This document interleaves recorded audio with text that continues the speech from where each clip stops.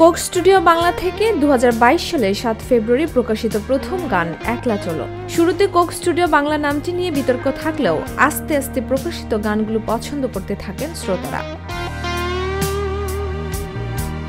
সাধারণত বিভিন্ন ধরনের সঙ্গীতের সংমিশ্রণ বা ফিউশনের মাধ্যমে যেভাবে কোক স্টুডিওর গানগুলো তৈরি হয় এবং সঙ্গীতশিল্পী ও কলাকুশলীদের যে লাইভ পারফরমেন্স দিয়ে মিউজিক ভিডিও তৈরি হয় তা দর্শকের মধ্যে আগ্রহ তৈরি করে।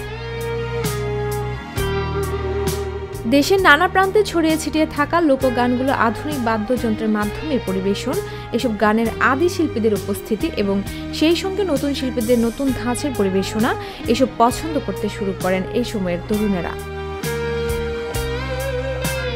কোমল পানীয় প্রস্তুতকারী আন্তর্জাতিক প্রতিষ্ঠান কোকা-কোলার প্রযোজনায় ভারত, পাকিস্তান বা আরও অনেক দেশের মতো 2022 সালের গোড়া থেকে বাংলাতেও এ ধরনের গান তৈরির উদ্যোগ শুরু হয়।